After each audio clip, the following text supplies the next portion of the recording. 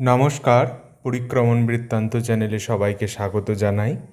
আজ আবারও একটি নতুন ভিডিও আপনারা দেখছেন। আজকে দেখছেন বাঁকুড়ার বিষ্ণুপুরের সাক্ষীগোপাল মন্দিরে।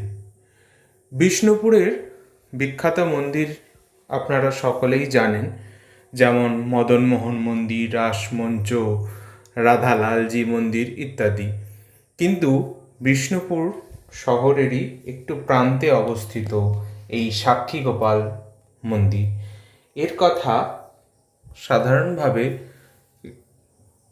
প্রচার কমই আছে। কিন্তু এই মন্দিরটি একটি পারিবারিক মন্দির। এখানে সাক্ষীগোপাল রূপে ভগবান শ্রীকৃষ্ণ এবং রাধারানী রয়েছেন। সেবা এবং মন্দিরটি সমস্তটাই পারিবারিক। এখানের শ্রীকৃষ্ণের এবং রাধারানীর দারু বিগ্রহ, সেগুলি প্রাচীন বিগ্রহ, কিন্তু বর্তমানে মন্দিরটি সংস্কার করা হয়েছে এবং মন্দিরটি নতুনই বলা চলে। বিগ্রহগুলি প্রাচীন এবং আরও কিছু প্রাচীন দেব বিগ্রহ রয়েছেন নিচে।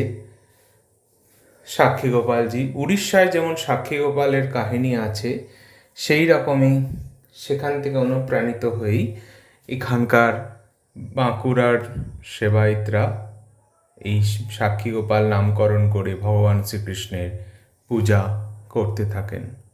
সেই রীতি এখনও চলছে। অতি সুন্দর এবং মনোরূপ হরণকারী ভগবান শ্রীকৃষ্ণের এবং রাধারানীর বিগ্রহ দুটি। আপনারা এই বিষ্ণুপুর এলে অবশ্যই সাক্ষীগোপালকে দর্শন করবেন। সাক্ষীগোপাল মন্দিরটি বিষ্ণুপুরের একদম প্রান্তে অবস্থিত।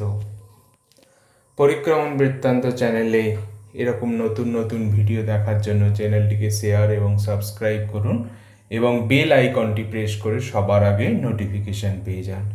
সবাই ভালো থাকবেন। আবার পরবর্তী কোনো নতুন ভিডিওতে দেখা হবে।